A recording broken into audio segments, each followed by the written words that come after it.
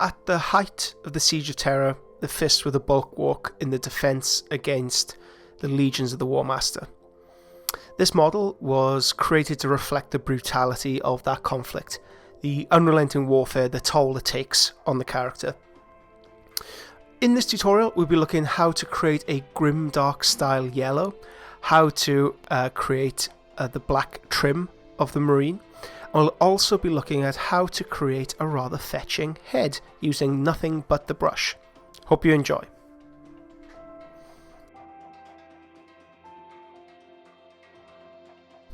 We begin with a good old airbrush layer, so we want to lay down a layer of scale 75 black primer first, to make sure it sticks onto the miniature, and then we're using Bal Crimson from scale 75, and this is airbrushed across all the armour plates in a ratio of 1 to 4, so 1 part paint to 4 parts thinner.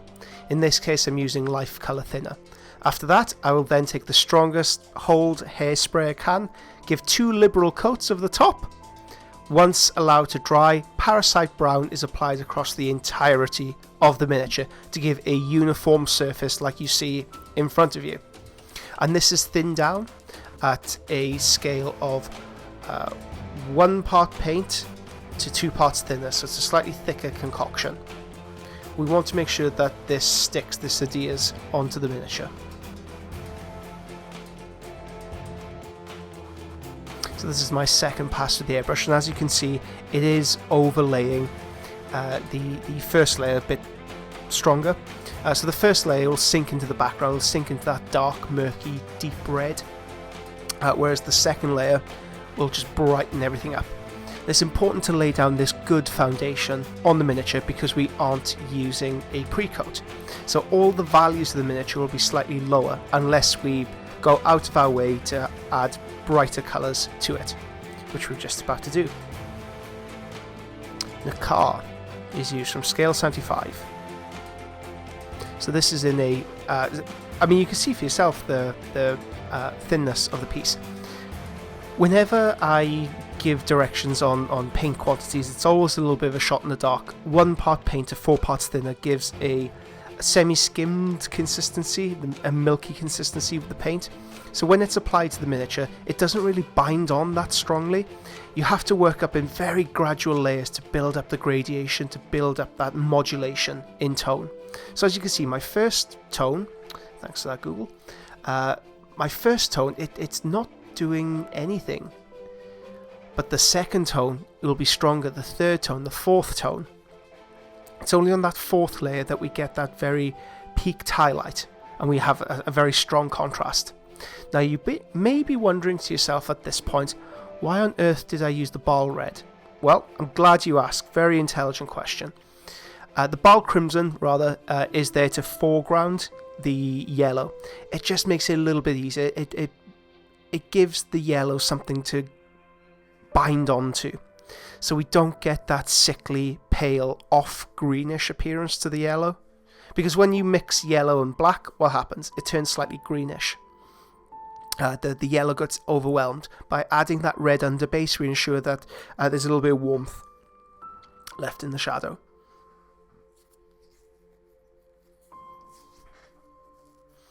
Okay, let's take a little bit of Medea.com Art Opaque White.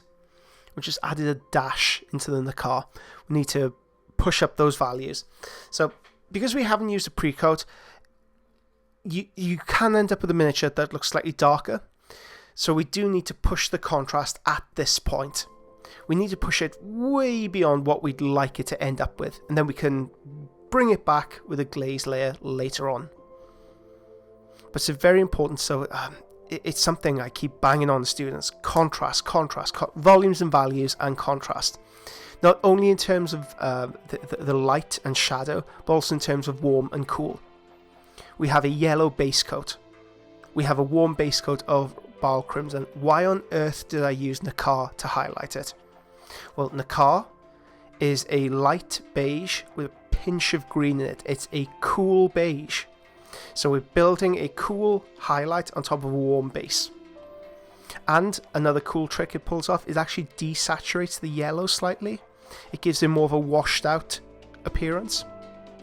Okay, so at this stage in the airbrush process, I like to define a few scratches. So if you've watched any of my other tutorials, especially the microchipping ones, you'll know I like to overlap airbrush and brushwork. At this point, I've put the airbrush to one side, I've dipped the brush into the mixture inside the airbrush cup. I'm using that to gently roll across the very hard edges of the sculpt. I'll also peak the highlight in any areas I want to draw attention to.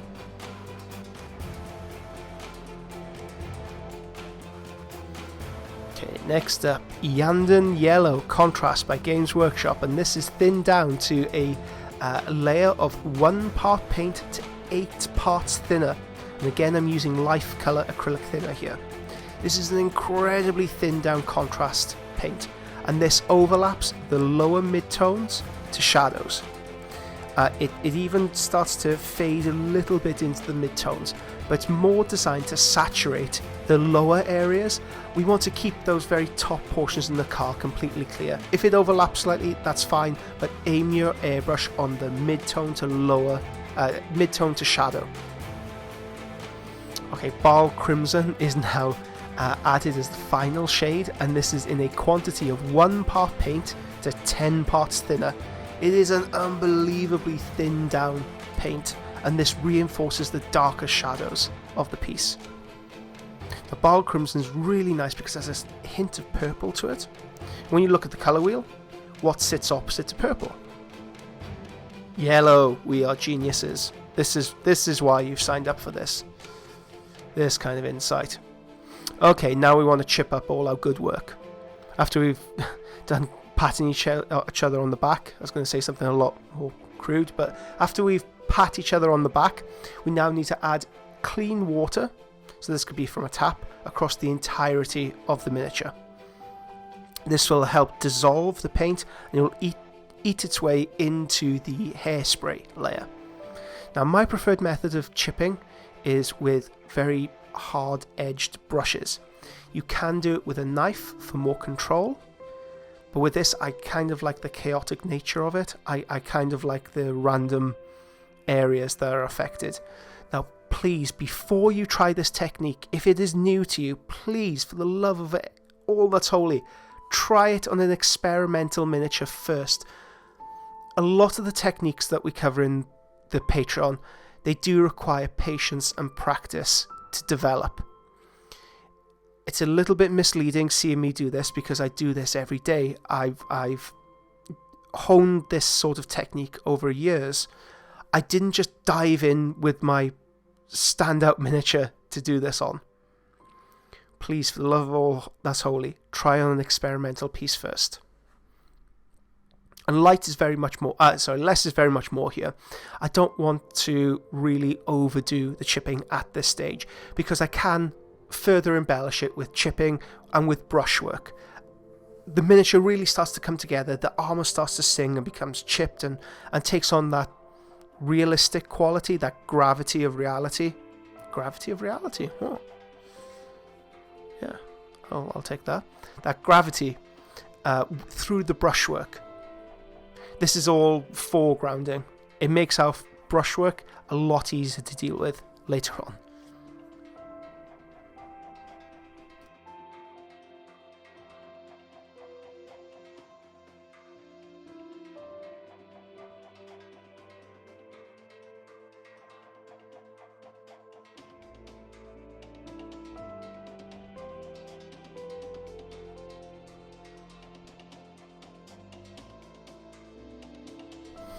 Alright, the admin stage. This stage we're kind of blocking in details. Black, I think I used Abaddon black for this, was used to block in the black bits. Red leather from scale 75 is used to block in the truges. And at this stage I'm just blocking in details. The cloak, the inside of the cloak, just all these little details that don't necessarily make the tuning fork in your loins sing. But anyway, okay, Soul Yellow. Glaze-like consistency with the brush is dragged from the lower mid-tone over the highlight. And the direction of the brush stroke is very important here because we're unable to get the same sort of transitions we are with an airbrush. So by using the direction of the brushstroke, we were able to suggest these little micro fractures that may not be apparently visible to the naked eye, but they certainly show up when you're actually viewing the miniature. It's just these tiny little incidental details, these tiny quirks in your brushstroke that tells you an artist has done this. So that's what we're aiming for here. We're aiming for greater specificity with the tones, and we're aiming for those microscopic details that can become overlooked so very easily on platforms like Facebook and Instagram because they compress everything so much.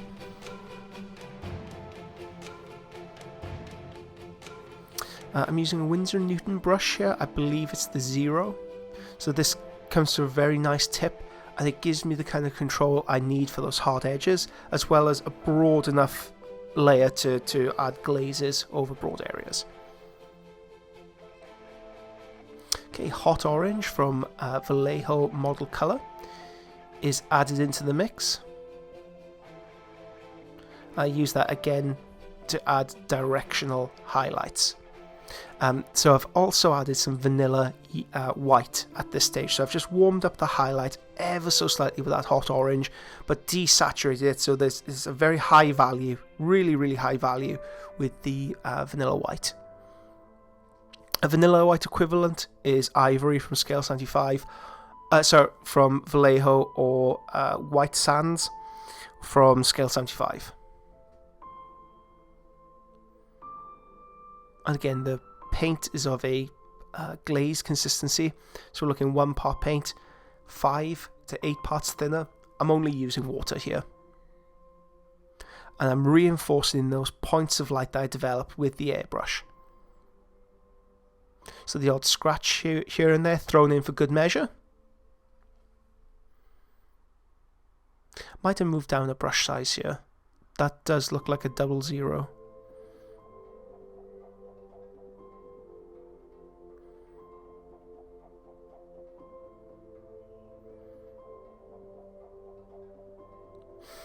So the brushstroke, it's something that you should aim to cultivate in any project that you do. Direction of brushstroke and the types of areas you want to develop.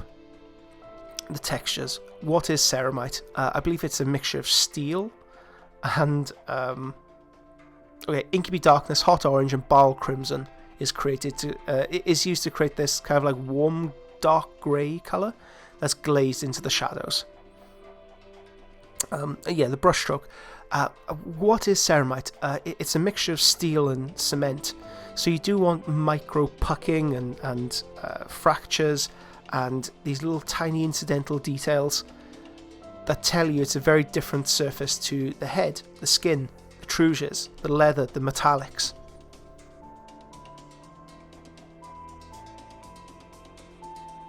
So adding these little micro fractures, these little micro details, they tell the story of the piece. And this is a character. This isn't part of the other series I'm working on at the moment, the Art of Compromise. This is a full-blown character piece using the full gamut of your skills that you've developed up until this point.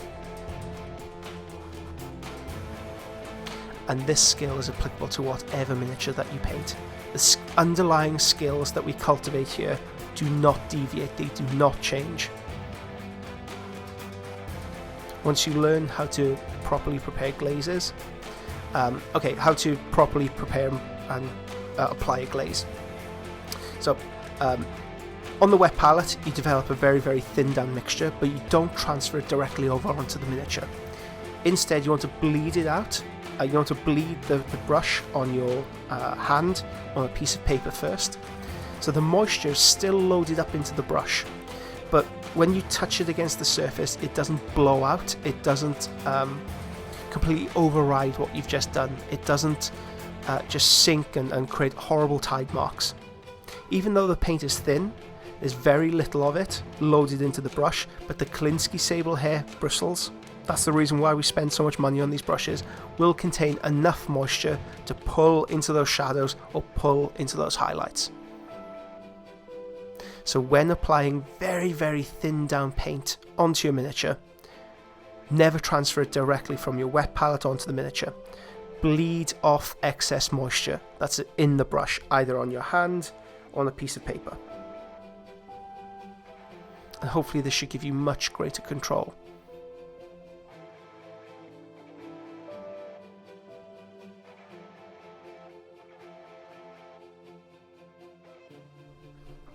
And it may feel a little bit frustrating at first, building up with such thin quantities of paint, but like the airbrush stage, you build, you build, you build, and it will start to stick.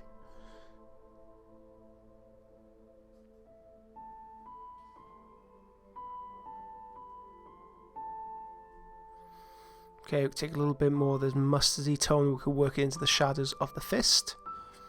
Again, it's very important how you use the brush, because I'm trying to drag the pigment where I want it to sit. If I want to drag the, if I want to enforce the shadow, I'm dragging it into the shadow. If I'm trying to highlight, I drag it into the highlight. Righto. Let's apply a little bit more highlight, shall we? Vanilla White from Scale 75 Artist. Again, you can use ivory or you can use white sands. And this is a much thicker consistency. These are our specular highlights. A specular highlight is the very highest point of light on any given object. And again, I'm dragging the brush in context with the brush strokes we've developed so far. So I'm trying to add incidental scratches. I'm trying to really refine and pin down where exactly my highlights are. Now, if you really zoom in on this, yes, you will be able to see the brush strokes. However, you view any artwork up close at a microscopic level, or you really press your face into it, of course you're going to see the brush strokes, but that's where the energy of the piece lies, that's where the story lies. You don't want to completely eradicate seeing your brushwork from your work.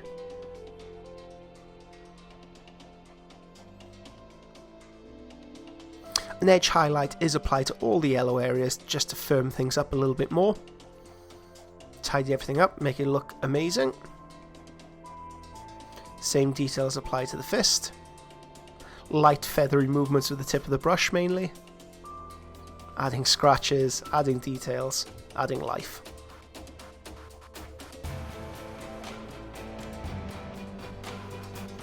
There's one consideration I guess we should make. The actual pressure you apply with the brush. So glazing tends to be medium pressure. When you press the brush against the surface, it does distort it, it flays it out slightly. When it comes to this stage, we only want to really engage the tip, and it's very light feathery movements, so if the brush stroke starts to go wrong, you can whip it off very quickly.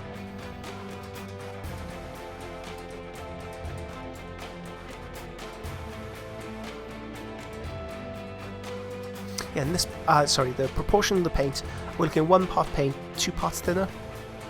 Very rough breakdown, so it's just enough for it to slip off the brush, but not so thin that it doesn't make an impression on the piece underneath.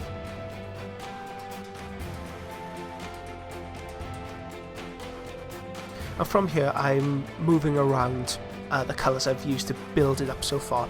So I'll be applying sol yellow in places, I'll be applying the glazing of the shadow in places, etc, etc. And that's the great thing about having the wet palette in front of you. The paints you use remain wet for longer, obviously, but you can work on this over the course of a couple of days, just continually refining the armour. And if you did want to enter this into a competition, this style of miniature painting would be appropriate for that, but you will need to develop the depth. And that takes time, that takes patience, and it's very useful to have the same colour mixtures that you had working a week ago as you do now. The Red Grass Games wet palette is the one I'm using, the artist, the big one, the super duper big one.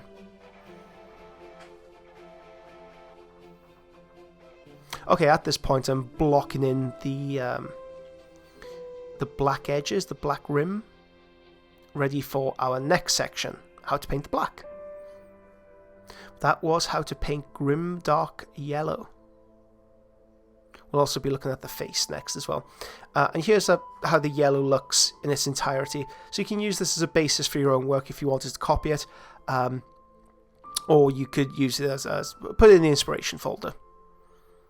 So you can see how the reflections build up to create different tonal variations across the yellow. That's what gives it that siege mentality, I guess. You know by now I'm a sucker for painting black, and what tutorial would be complete if I didn't include a little one on how I painted something black. Okay, so again, brushstroke is all important as well as value modulation. I'm only using 2 colours, anthracite grey and oh gosh, what was the other one? Anthracite grey and Arctic blue. Yes, I knew that. I didn't have to read that off my notes. Pay attention to the style of brushstroke that I apply. In the initial outset, I'm using anthracite just to block in those basic highlights, and then I'm using Arctic blue to build on them. Even though I'm using just 2 colours, and essentially I'm just using edge highlighting here, it creates an impression of maybe like a slick, polished surface. It certainly sits as a very nice counterbalance to the yellow, which is slightly more rugged and battered.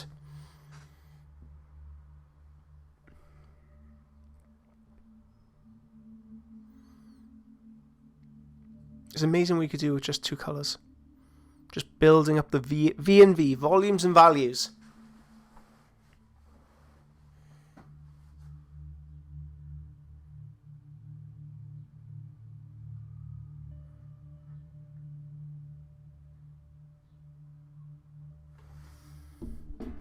Where exactly do I know where to put my highlights? It's a question I receive frequently.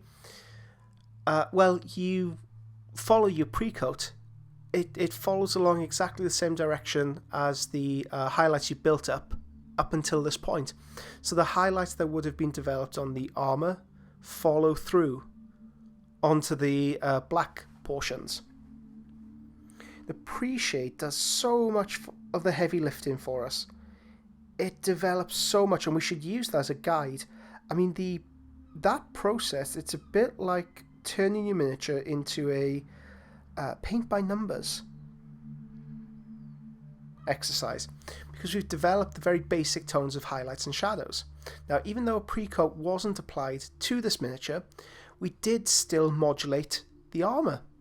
We did still use a white to highlight it and develop the volumes of the piece. So this is volumetric highlighting as opposed to zenithal highlighting. Volumetric highlighting simply means we're trying to develop the shapes of the miniature, and we're trying to express them, we're trying to push them as far as we can. Whereas zenithal highlighting would mean all the highlights are reaching towards the top. It's appropriate for very realistic miniatures, say if you were painting like a World War I veteran, but with this I do like a slightly more stylized highlighting choice, purely because we're dealing with a space fascist from the future. In power armor,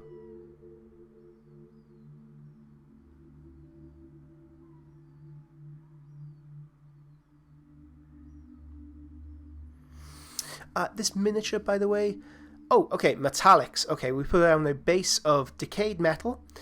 Then we use Praetor alchemy to block in the very basic highlights. The miniature was converted using the normal Praetor set. You could buy the Terminator and the power armored version of them, power armor and Terminator version. The fist is from Lugford Huron, that set, the Tyrant of Badab.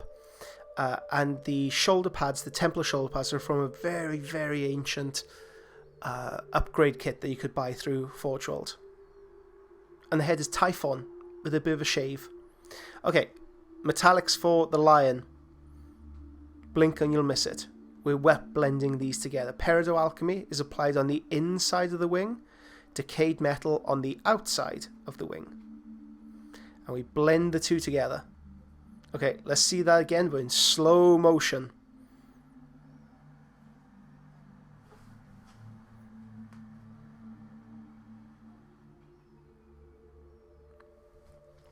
So Peridot goes down first. And I like applying the highlight at the base of the wing, kind of inverting the highlight. I think it adds a little bit more dynamism. Then we apply decayed metal to the tops, and with our brush still full of decayed metal, we can blend the two together. Very quick way of creating amazing looking golds.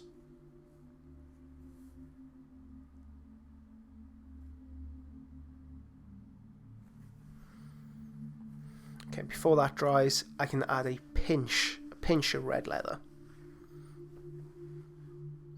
So we have a nice contrast here between the metallic pigment, between the matte shadows, and also between the light and shadow. And that's it. That's how you do it. That's how I wet blend my metallics. You can further define them with an oil wash or with a pin wash. For this, I do believe I lined the wings with Inkaby Darkness. But it's not something you necessarily need to do, as in this example. So I just carefully applied it. I was very, very careful in the brush stroke and my brush application. Okay, skin. One of my favourite things to teach, one of my favourite things to talk about. So we take pink flesh and we add it to this. Well, it's a mixture at this point. It's red leather with a pinch of black. And then we add a pinch of blue into it, primary blue. And these are all using the Scale 75 Artist paints. And we kind of rub the mud together. So the darker aspect, this darker brown, goes into the shadow. Then the lighter brown using the pink flesh is applied to the highlight. This is all wet blended together. So more pink flesh goes towards the top of the highlight. More of this black leather goes towards the bottom.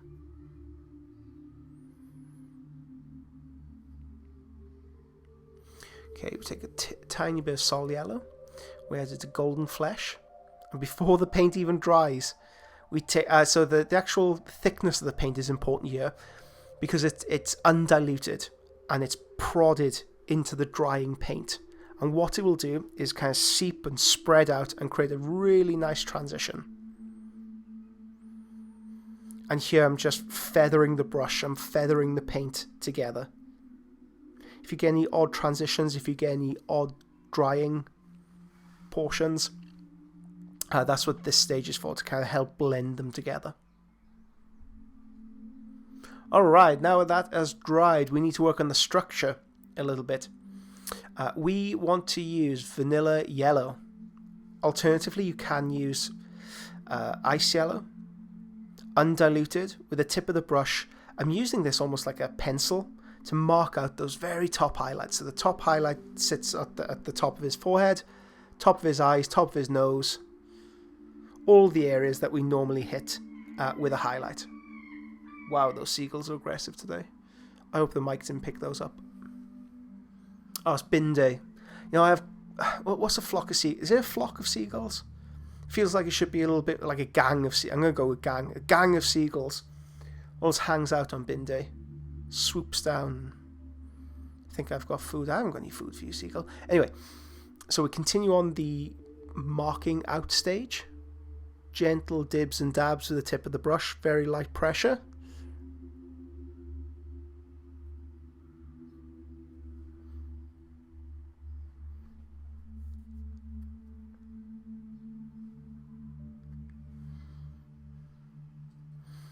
Okay, and that is the structure largely in place.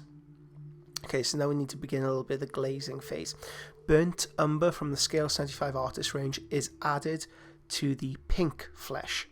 And this is in a quantity of 90% pink flesh, 10% burnt umber.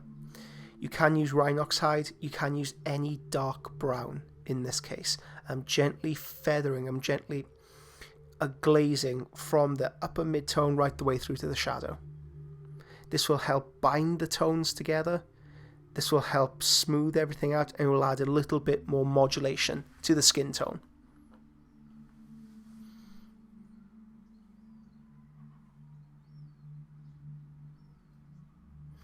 If you're afraid of missing any of these paints, don't worry, there is a paint list at the very end of the video.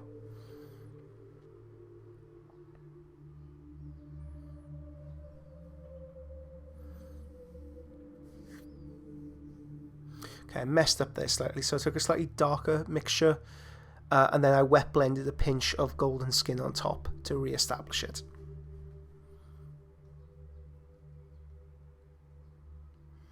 Okay, pink flesh from scale 75 is glazed down, so we're looking at a consistency of 1 part paint, 4 parts thinner. And this is glazed over the mid-tone of the face, so the cheeks, the nose, and the sides of the head. We want a slightly more flushed appearance. Because the pink flesh has slightly more red, magenta notes in there, it's perfect for that mid-tone. When we think back to the colour zones of our face, yellow on top, magenta through the middle, blue down the bottom, we're using roughly the same key. Only we aren't being as aggressive as the Justarian video and applying glazes of magenta or yellow on top. Instead, the colours we've been using have those underlying base tones to them. So vanilla yellow, for example, well, that has yellow in it. Pink flesh has magenta in the mid-tone. We haven't used any blue yet. I guess we did at the very basis, but it's not aggressively so. Okay, golden flesh is added to pink flesh, around 50-50, but really at this stage, don't rely on the paint recipes. You have your paints in front of you on your palette. Modulate the tones as you see fit. We will need it slightly brighter because we're building up the highlight. We're overlapping that structural phase that we built. And you can see this layer appears lighter because of it.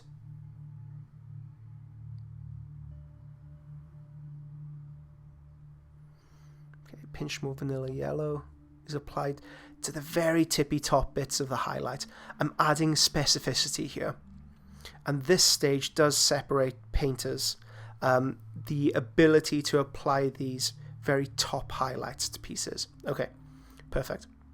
I've taken a little bit of the primary blue, added white to it, and I've added vanilla yellow.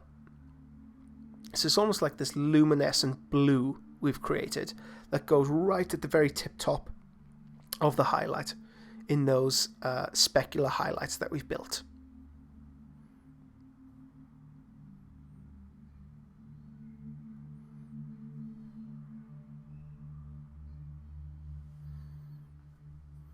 I'm very much using a pointillism technique here. I'm not trying to drag the paint. I'm not trying to glaze over the surface or unite the surface.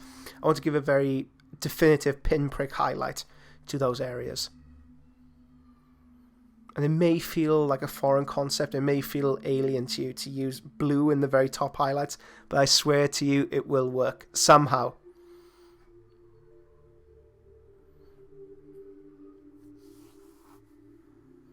Okay, and that is the head.